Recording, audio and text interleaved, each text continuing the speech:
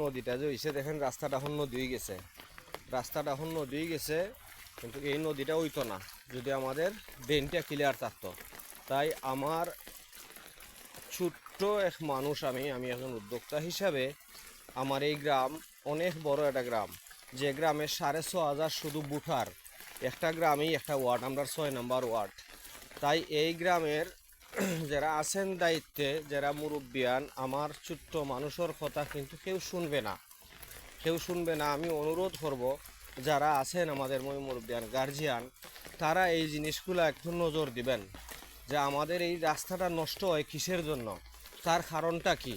এটা 1 নম্বর কারণ হইল আমাদের এই ড্রেনিং সিস্টেমটা ক্লিয়ার নাই।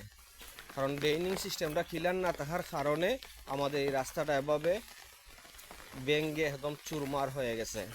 তাই আমি অনুরোধ করব আপনারা যারা দায়িত্বে আছেন, আপনারা যারা মুরব্বিয়ান, আপনারা যারা বুঝেন, আপনাদের কাছে আমার অনুরোধ যে আমাদের রাস্তার যে ড্রেনটা আছে, আগে আপনারা ড্রেনটা সংস্কার করে দেন আমাদের, প্লিজ। আমি অনুরোধ করে বলতেছি আপনারা আমাদের ড্রেনটা সংস্কার করে দেন। কারণ এই ড্রেনটা কিন্তু আমাদের এই গ্রামটা কি বারইয়া একদম উত্তর দেবপাড়ার কদমতলি নামক স্থান পর্যন্ত এই ড্রেনটা গেছে। এই ড্রেনটা কিন্তু কদমতলি পর্যন্ত গেছে।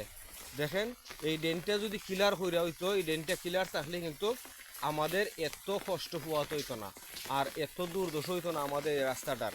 আমাদের এই রাস্তাটার দুর্দশার একটাই কারণ, আমাদের পানির রাস্তা বন্ধ, পানির রাস্তা বন্ধ, আর এর কারণেই কিন্তু আমাদের এই রাস্তাটা একদম ভাঙা চুরমার হয়ে গেছে।